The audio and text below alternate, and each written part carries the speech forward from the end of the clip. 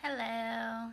So this is a small tutorial on how to use the Tibetan texts so that we become familiar with our practices. And I'm showing you a Tibetan practice text first. And it's a compilation of many different practices. Usually Tibetans find the practices that they do in the prayers in many different sources, and then they put them together. And so, which is what I've done here, and I've organized it according to how often I do the prayers and everything. And so the first thing that I did was I made little tabs, and every time I add something, regardless of where I put it, I have a little tab so that it's easy to find.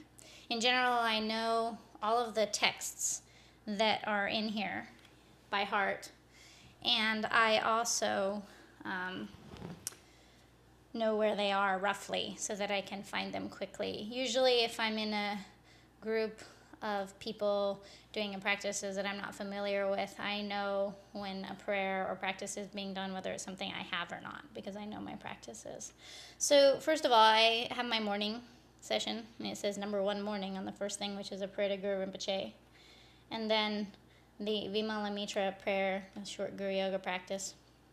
And then I have the short Ngundro and the long Ngundro. Notice I don't have any tabs on these because I know where they are.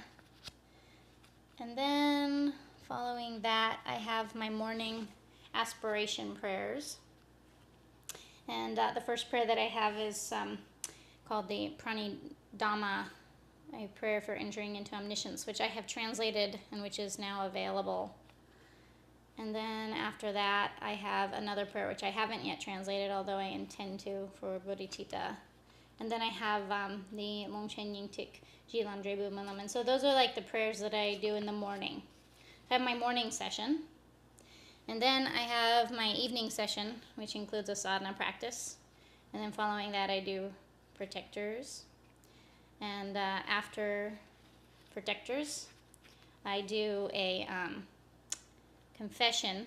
For people who do mind training and stuff like that, for example, in the evenings, we always bring to mind everything that we did during the day and where we feel like we didn't do practice or weren't able to tame our mind in circumstances. We develop regret or remorse and the commitment not to do it again. And then the Vajrayana format of that is where you actually recite a purification practice, a purification ritual. And that helps because a lot of the things that we purify, that we need to purify, we don't even know what they are. And so that's why reading the text is really helpful. And I've actually translated all of these purification practices. I have 4, and I switch. I do a different one each evening. Some of them are longer, some of them are shorter. So whichever one of those I do in the evening.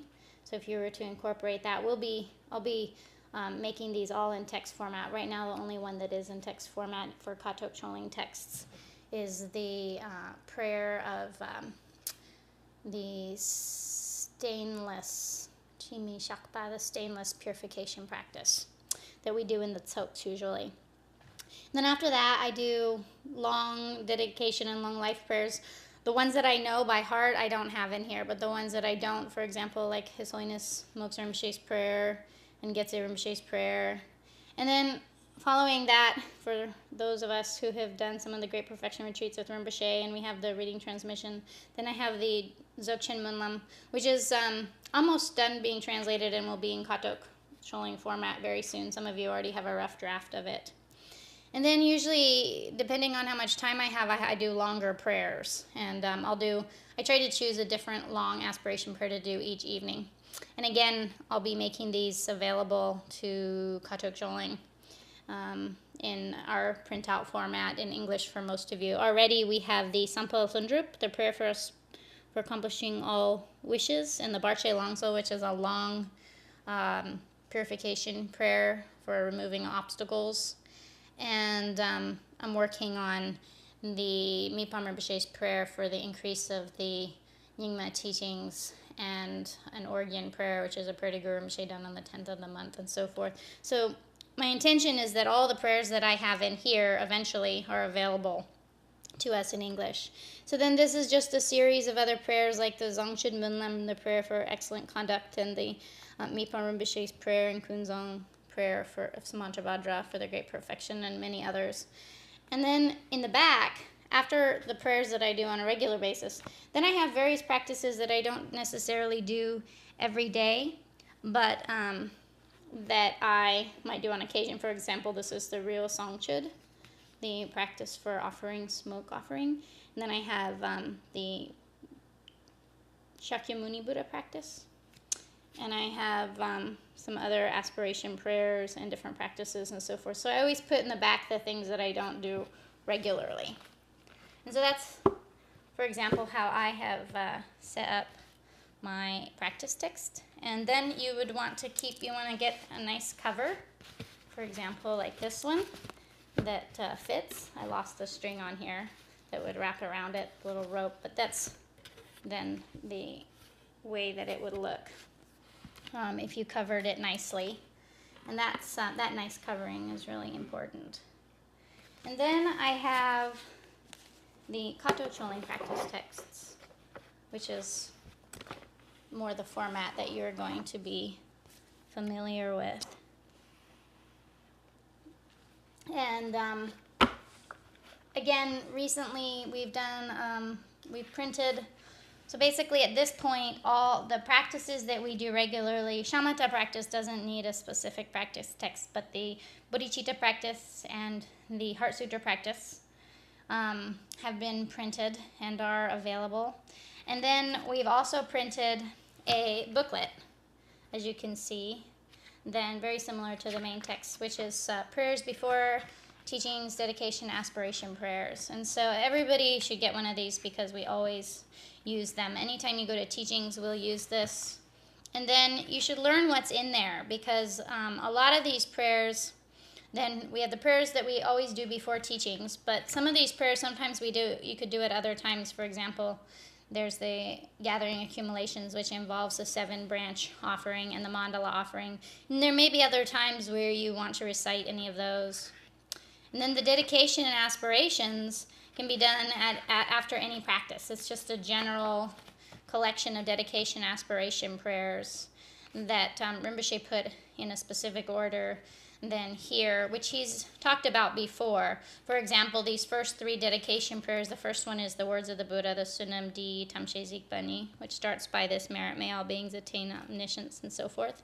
And then a small aspiration prayer. And then 2 further dedication prayers and one prayer that looks like 3, but it's actually all one prayer, an aspiration prayer. And those come out of the prayer for excellent and noble conduct. And so basically they say that the prayer for excellent and noble conduct is the condensation of all 84,000 aspiration prayers done by the Bodhisattvas. And then if that were further condensed, it would be complete here. So when we recite these words, like the Bodhisattvas, we dedicate the merit. Like the Buddhas, we dedicate the merit. And then we make these aspiration prayers. We're kind of not only reciting prayers that were made by realized and accomplished masters, so there's that power, but also it's a summary basically of all the 84,000 aspiration prayers, and especially in the West we don't really have the ability to do lots of different prayers. And then we have additional prayers here. This one, we don't know the Tibetan source, so it doesn't have Tibetan, but then there's one by Mipam Rinpoche and another one by Jigdral Yeshe Dorje, and then some prayers for all the lamas and the Kato tradition to flourish. Rinpoche didn't want to put his own long life prayer here or any of the specific lamas because he said since it's like an actual main text, then you wouldn't put that in. However, we have a sheet. There's a separate sheet with the Dalai Lama's long life prayer and Khenpo Rinpoche's long life prayer that you can keep separately that you would do before the prayers, longevity prayer for all lamas. And then there are additional prayers in this booklet, which include the 8 verses to the 8 auspicious noble ones, which we always do before we begin any practice or at the beginning of a retreat, or not any practice, but any kind of project at the very beginning of things. Of course, you could do it in the beginning of the day or the end of the day or whatever, but it's for being able to accomplish in a most excellent manner everything that we aspire for and whatever we're endeavoring. And then in here we have the 7-line prayer in the Vajraguru mantra, and then a longer version of the Vajraguru mantra, which is more of an accomplishment mantra, which we occasionally do during retreats, so I included them here.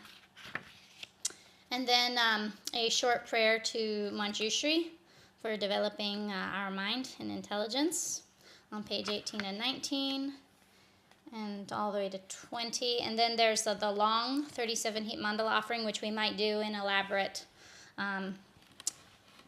empowerments, or in the beginning of a retreat, or when we've invited a really important lama, or if you're doing your ngundro and you want to accumulate some of the long one. So that's available. And after that is a removal of obstacles, a short one, Barche Lamsel. And then removal of obstacles for natural disasters. If you live in a place that has hurricanes or earthquakes, it's a good thing to recite regularly. And then several different sort of concluding prayers that you might do. For example, if you're practicing according to the sutras, and particularly the wisdom sections, then at the end of a text, teachings, or practice session, you might do this excerpt from the Vajracchedika, the Diamond Sutra on the wisdom of emptiness by the Buddha. And also then, or if you were doing a secret mantrayana practice, then this is another one, Terdak Lingpa's final words. So generally you would want to know what's in here, because you'll use this a lot. For example, on the days where you do group practice and you just do shamatha, then you start with the 7-line prayer, so you need to know where that is, which is on page 17. And then you recite the 7-line prayer in the Vajraguru mantra, and you do that Guru Yoga practice. And then after that, you do the shamatha practice, the sitting, whatever kind you know. And then in the end, you dedicate the merit, so you need to know, oh yeah, the dedications start on page 5. So this you'll use a lot before and after teachings. Most of these, in terms of how I've organized my text, most of the prayers in here I have memorized, so I have it in the back. I don't have the English memorized, so when I have to do it with a group, then I have to pull it out. But I can always grab it really easily, and I know, oh yeah, this is a prayer from there. So you want to know what's in there, so that if we're doing it, you can easily find it, or like, oh yeah, this is the 7-line prayer. We start most of our practices with that, and so you know that's on page 17 in here. Then, in terms of the Katok Chonling texts, then there's a cover, which is just one cover, which has a front and a back. So I have the back at the end, and then the front here. And you would just buy one cover, and then all your texts that go inside of it, you would put in there. And you want to know what texts you've purchased, and then you want to organize them according to how often you use them. So, and then in terms of organizing them, you could do little tabs, which I had done with my previous book, which is these little things here. And I cut them in half, and you saw that in my own personal prayer book. And then in here, then we sell these tabs that we made that are colored tabs. So if you like that style, you could purchase those, or you can make up your own. Basically, you just want to have it organized so that you can find things easily and quickly, and you know where they are, and you're familiar with them. A Tibetan, then their personal practice texts, they know them all the way through. If they hear a prayer that they don't have memorized, and they'll recognize it if it's in their practice text, and or if not, then afterwards they might ask someone, what's that prayer?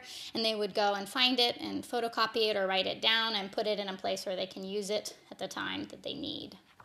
So that's really important. In terms of the practice texts themselves, it's like, for example, the monasteries in Tibet don't provide the text. It's not like you walk in the door and the text is just sitting there and you grab it and it's not all set up so you can just mindlessly read it, not knowing what the parts are and stuff like that. Tibetans actually find their texts from different sources, and they put it together, and it's not the monastery or the Dharma Center's responsibility to provide those. So I really want to encourage all of you to buy your own practice texts. And we're putting together a folder for the groups, then for guests. And so then in the future, basically the practice text, people who come regularly will be expected to have their own. And since, of course, we just printed a bunch, and they're not, we're not charging a lot. I think it's for the larger practice sadhanas, like $15 or $16, and that includes shipping. And for the prayers that we're doing, that I'm slowly making, just like $2 to cover the fact that we have to ship it from the printer, the cost at the printer, and then that we ship it to you later. And so it's just to cover costs. And if you feel overwhelmed because you look and you see, oh my gosh, the Shakyamuni Buddha practice, the Heart Sutra, the Shower of Blessings, the Manjushri practice, and all these other practices have just been printed and I can't afford it, then just buy one every month and slowly do it. It's not a big deal. And then eventually, and put it together, you want to organize it well. So for example, in terms of the organization of the text, then I have it organized where I have the Ngondro first because that's like the daily practice. And familiar with that. And then after that I have the Heart Sutra. And then after that, my text isn't organized as well as I would like because I don't really use it regularly. I have most of these texts in my smaller texts, and the only time I use this is if I'm doing a group practice. And if I'm doing a group practice with Katok Choling Sangha, then the things are done in English, and I don't know the prayers by heart in English. And so I use this. So mine is just kind of randomly put together just so that I can find things. So there's Avalokiteshvara, and then this is, after that I have the Medicine Buddha, and then Green Tara. Oh no, Shower of Blessings, which isn't in here yet, but it will be. And then there's Green Tara and Shakyamuni and Manjushri. And then after that is Po. I put Po in the back because I rarely ever do it. It's one of those practices you've only done if you've been to the teachings, and we don't do it as a group. And generally, once you have the signs of it, you don't really do it very often anyway until you're dying. And then behind all the sadhana practices, I have protectors. So if I'm doing a tsok and we include the protectors, then I have the Nyingtik and Katok protectors, which are available by Katok Choling. And then after that, I have the tsok auxiliary verses. So in general, then when we have a tsok, then we have these stages of practice, which is where you do the 7-line prayer in the beginning as the invitation. And then whichever practice text you're using, whether it's Green Tara or Shower of Blessings or any of the other practice texts that you might be doing, then you do the main body of the text and you get all the way to the mantra recitation. And following that, you might have praises and offerings and some other things depending on how elaborate the practice text is. But after that, before you actually recite the tsok verses, which pertain to that particular text, then we always do some auxiliary practices right there. So for example, if you're doing the protectors, you would do that first. And then following that, the auxiliary tsok prayers for performing the tsok include the heart essence of confession. And so that's, it could be any confession. Like I mentioned before, I have several that are translated, but Rinpoche has been keeping it very simple, so we do the shortest confession practice. And we're actually going to start translating confession as purification practice, because it doesn't to purify doesn't necessarily mean then only. He says it's that the whole practice, it includes the 4 powers of purification, which most are very familiar with: the power of regret, the power of the support, the power of the resolve not to engage in those actions again, and the power of the actual practice, right? And it involves, and then when you do a purification practice, then your mind has those 4 powers, and then your speech is reciting the words, and then your body, paying homage or prostration or whatever you're doing. So it's a combined process through which all these things are purifying. They're refining away those habitual tendencies and changing our experience. So he says that just to say confession merely means to say it, and it doesn't even necessarily mean that there's regret or any of those others most important factors. So we're going to be changing that translation. Sorry, I got sidetracked there. Anyways, so you do in tsok, then the auxiliary practice may or may not include the protectors, but it always has a confession. A purification practice. And then after the purification practice, it has tsok verses, which you may, if the text has its own tsok verses, you recite that first, and then you recite these auxiliary tsok verses, which is a short offering by Jigme Lingpa. And then and then you finish that text, whatever it is. It might have dedication aspiration. If it doesn't include dedication aspiration, then you would use the dedication aspiration in here, or Rinpoche may use a combination of those. So anyhow, whenever you go to practice, then in order that you're not lost while you're meditating, when you practice, you just want to be focused on the key points of whatever section of the practice you're at. So that means that you should sit down with your texts about 10 minutes, maybe even 5 minutes before the practice starts. So if you're starting at, 7 p.m.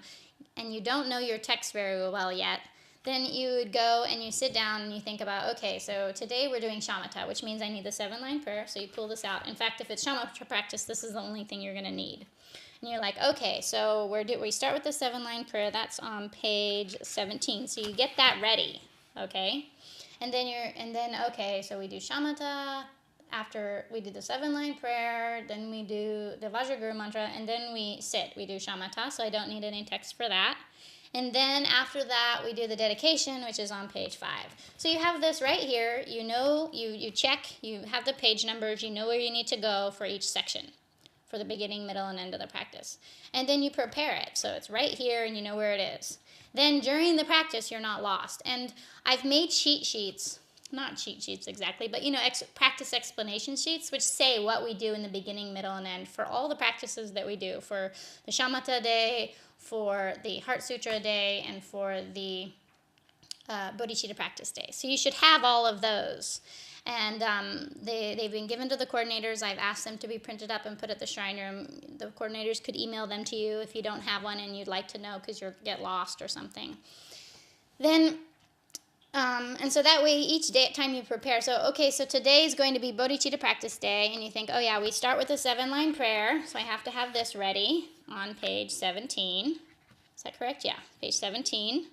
And then we do the practice. And I think the Bodhicitta practice includes the dedication and aspiration, so we may only do like a very short dedication, like the first one's on page, after we've read through the whole practice, then we do the short one on page 5, Sunamdi and Kiewa Kuntu. Not completely sure because I'm not there on Sundays or on the practice days with most of the groups. But anyway, so you set it up. So that took me, 2 minutes? You do that and you think about each part, and it's good also if you think about what you're doing. Okay, when I'm doing this is how I'm concentrating my mind and focusing. And that way when you do it, you're not worrying about whether you're doing it right, and that's your study. And if you did that 5 or 10 minutes before every practice, eventually you wouldn't need to anymore, but you wouldn't be lost.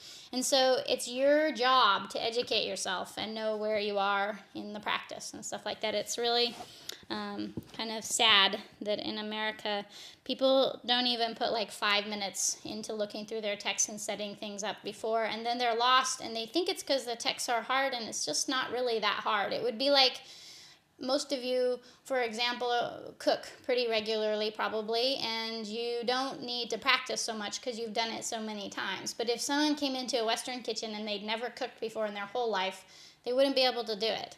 And so just like every single thing in the universe, we need causes and conditions to be able to bring about a result. So with practice, we have to learn it. And it doesn't take that much. It just takes repetition, and it takes just an extra 5 or 10 minutes each time. I remember once when I was doing a Red Tara practice in Ashland, Oregon, about 10 years ago. And my stepmom came, and she was sitting next to somebody who'd been there for been practicing with that group for about 5 years. And that person couldn't follow the text all the way through. And they said to my stepmom, I've been doing this for 5 years and I still can't do it. And my stepmom never came back. And she was just like, if it's that difficult. And I said to her, it's not that difficult. It's that person didn't spend the time to go through. In the Red Tara text, there's a guide in the beginning that says if you're doing a short Red Tara or a medium length or a long one, and it has a guide. And I used to sit down and go through and arrange all my pages, and it only took about 5 or 10 minutes before each session. And do it, I would go through and say, oh, flip from this page to that page and figure out where I was going and everything.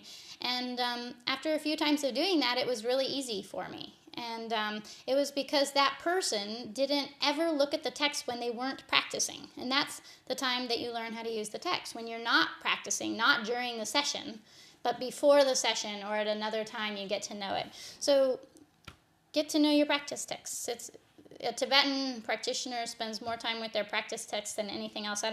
Probably many of you haven't had the fortune to see like an old lama being the general term, an old practitioner or monk or nun's text, but the sides are all worn from their usage and stuff like that. And so if you know your texts, it'll be easy, and I want to encourage everyone to learn them. Then the last thing is I have is the aspiration prayers. My intention, my aspiration is to, as I mentioned before, to have all of the practice prayers that are generally done that we're most familiar with in the Nyingma tradition, and which I have in my daily practice text. And right now what I'm doing, most of them are rough drafts, some of them are not. What I'm doing is I'm making them slowly in rough draft form, and they just say draft copy because Rinpoche doesn't have the time to answer the questions, but it doesn't mean that I have in the translation, but we can still start to do the prayers. And so my intention is that to slowly gather the prayers, and as we get them, then we'll make them available for $1 or $2, and so forth each, so that it's cheap and doesn't cost you guys anything, and we're not making any money on it. And then eventually at the end, when I've gathered all the prayers and they're all translated, and ideally after I've also Timothy will have gone through them, so they'll have a double edit and edited and everything, and then find a lama who I can ask the questions that I have and clarify. Then I'm going to make it a book. And that way, the extra or additional aspiration prayers, it's not like you have 50 of these texts. But in the meantime, as you buy them and use them and get them, then what I would do is use these little markers that I have that I showed you before, these things here, and just mark it so you can easily get to them and know where they are and organize them according to how much you recite them. What you'll find is that some aspiration prayers you really like, and other ones you just don't have a karmic connection to, and you do whatever. But they are important for lots of reasons, primarily because our ignorance is so great we don't even know what to aspire for, what to make aspirations for, and that's the great thing about the realized masters of the past, is they knew what we needed to make aspirations for, to make a connection with, to begin that interdependent link of being able to fulfill all those aspirations. So there is an importance, and slowly we'll get those to you. Then in terms of each of the centers, we're creating a practice book for people who are new. For example, we'll have it'll be a notebook, like a spiral notebook, and it will be very simple, very easy to use, and it'll have all of the different parts. The prayers will be all gathered together and mixed up, so that basically no one has to search anywhere. It's not like you have 2 or 3 different books. And so if it's your first day to the practice group and stuff like that, then you would come and you take a 3-ring notebook, and it has a little tab that says, okay, today's bodhicitta practice. You flip there, and it has all the different parts, beginning, middle, and end, all gathered together. Now, and then we'll probably print maybe 5 to 10 for each center, and those will be loaner copies that belong to the Dharma Center, and then also, if for some reason you forgot your text one day, then you could borrow one from the Dharma Center. Or for people that are new, then they'll have a text that they can use, and that's really easy, and they don't get lost or feel frustrated with. The reason why we're not making it like that for us, where it's all just mixed up and all the prayers are in the exact order, and why we have different texts, like we have, for example, the 7-line prayer is separate. It's not, we don't add it to all the different practice texts, even though we do it in the beginning.